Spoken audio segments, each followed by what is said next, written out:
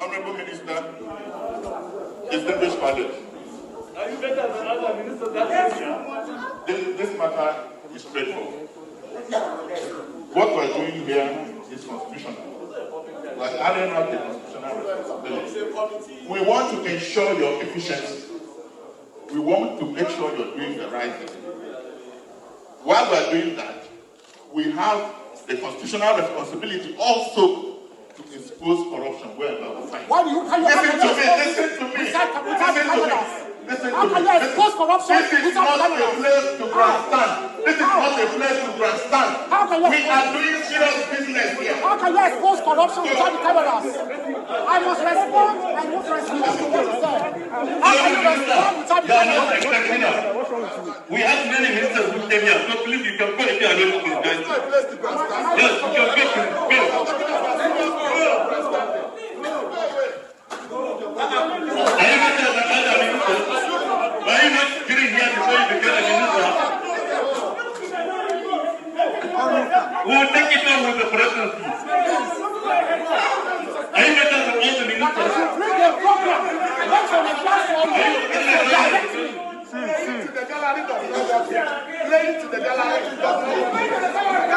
That's where you're coming from. It doesn't work. Am I disturbed?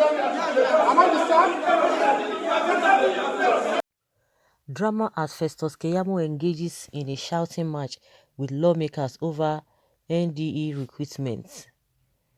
Festus Keyamo, Minister of State for Labour and Employment, was quizzed by lawmakers over the nationwide Directorate of Employment (NDE) recruitment right now June 30th, and was noticed in a video having a shouting match with them. One of many lawmakers was heard telling the minister that they need to guarantee his effectivity and likewise make sure that he is doing the fitting factor. Nevertheless, when the lawmakers stated that lawmakers even have the constitutional responsibility of exposing corruption, Keyamo fired again by saying, "How are you going to expose corruption without the cameras?" Earlier than Festus, Keyamo was requested to go away. The lawmaker stated repeatedly, "This isn't a sport to grandstand."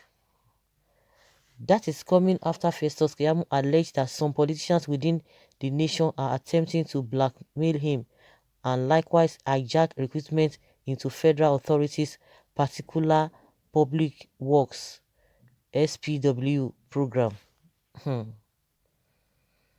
Well, it is not a new thing. It is not a new thing. I think himself is beginning to see what has been happening. Of course, he knows everything before he joined them. He knows everything before he joined them. And the only thing that can really make him to stand out is when he stands on the truth. But most of the time that he's always coming to defend. You know, everybody knows what is happening. And this issue of a quota system, you know, they are trying to, they say they want to create employment for over 770 something thousand people, and it's going to be for 3 months. They will be paying the workers, the people, about 20,000. That's 60,000 for 3 months, and now all of them are raising shoulder, swelling up as if they want to do the masses a favor.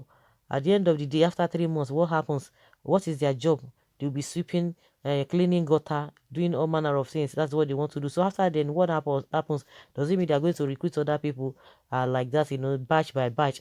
They are still having problem with this empower people. And yes, we don't even know. They are complaining here and there. They've not been paid. You know, they will just do something and leave it, do another thing and leave it. And most of the time, it does not even go round. And this issue of recruitment they are doing again, there's going to be, what I know, there's going to be corruption. There's going to be man no man. The people who are supposed to get it will not get it. Now they are talking about corruption. They are doing, they want to say they are fighting corruption. They want to do everything so that they will know whether that the thing is effective or whether it is in line or whatever. And he was asking them, how can you want to expose corruption without the camera? You can imagine they want to expose this thing without the camera. It's all about, okay, how many people are you going to give me? How many people am I going to bring? It has come to that. They will be telling you that everything is going to be fair and everything is going to be just, it's going to be transparent. But it's a lie. We are hearing this one because it is a menial job.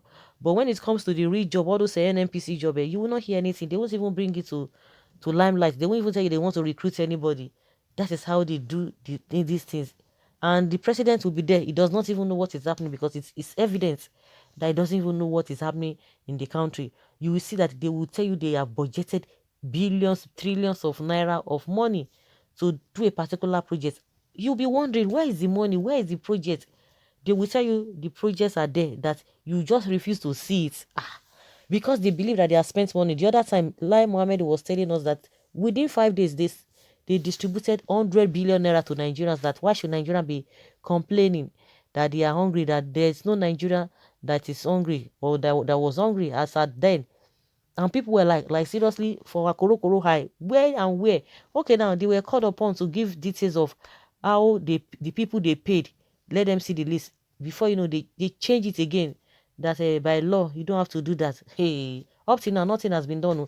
But it is in record that they spend so amount of money. And believe you me, they've already budgeted the money they're going to spend for these menial jobs they're going to create, which is not it's neither here nor there. But at the end of the day, you will be surprised that corruption, I don't just understand. Corruption. These are the people that are leading this country, and they expect the international community to take them serious, to take these people serious. Where do we go? Where are we going in this country? It's survival of the fittest. Somebody was telling me it's like Nigeria, God has really destined that is how Nigeria is going to be. There is nothing anybody can do about it. There is nothing people will say about it. It will still remain the same thing. The only deliverance that people need is just individual deliverance, that even in the midst of all, you just pray to God that God should just help you. But if you are depending on this country, on this nation, I don't think anything positive can really come, because everybody is tired. Because when you see the people at the end of affair, you see have good people among them, but they are not many. How many are they? They are not just many at all.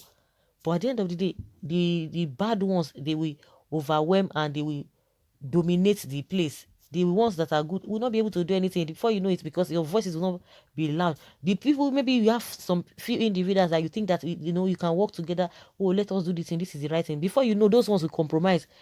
The next, you just say that you are the one alone. It's so frustrating, and it will be so difficult for them to come out and say, oh, these are the things we have been experiencing. Some people, before you know, they will even blackmail you.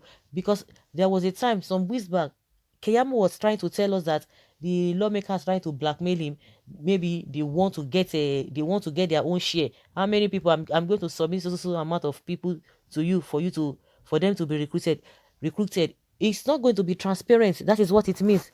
For him to be shouting the way he was shouting, you know that a lot of things have gone wrong, and he must have seen a lot of things. Now them. Now they see what they are doing. The APC, that's the APC government. In fact, there's nothing like APC, there's nothing like a PDP. They are all the same. They are all the same. Because these people, in as much it is very easy for them to shift base at any given time without stress. It's the same thing, the same constitution, the same mindset. They will tell you that, oh, the followers or the citizens, they have to change their mindset. No. I don't agree to that. I always use that analogy of parents and children. You cannot tell the children to do otherwise. While they are growing, they are seeing you doing something, you expect them to do something differently. Where are they going to copy? Are they going to be copying from? And you have to live by example as a parent. You cannot tell your child not to be lying, and yet the child always sees you lying, and you expect the child to just take, no, it's not done. Whatever you are doing, that is what the child will do, because you have to be a good example to the children. So that is how it is with the government. When the government says this, you have to follow it irrespective of anything. You see that the laws that they talk about, just take for example this issue of COVID-19. When big men die, they will tell you that initially they will tell you that everybody, that the government will take over the list. Nobody is allowed to go and do the burial themselves. But as soon as a big man dies, they will change the narratives. Somebody was even saying that the best thing, let us have a law. Then you tell us that, oh, this particular law is the big men or the so-called whatever will be excluded, that these laws are just for the masses, we will understand. Not that you put law, but when it comes to when you are supposed to fulfill or to act on the law, then you begin to shift grounds. You begin to bring sentiment. You begin to tell us that you are above the law, you are this, you are that. You know, it's not making sense. The same people that will bring law, they will flout the law, and you'll be looking at them, they will expect the masses to be law abiding. It's not going to work. The change we are talking about must start from the top. It must start from the top, not all this executive leadership that we have. They are so executive, they are so pompous, they are so arrogant. You can see most of them. I'm a politician's wife, I'm a this and this and that. I can't don't pick up this and that. That's arrogance. And that is why they don't care about anybody. The woman feeling is not there for them to know what people are passing through. Of course, let's hear your opinion concerning the video that you just watched when Keyamo was shouting on top of his voice. Leave your comments below and let's have your take.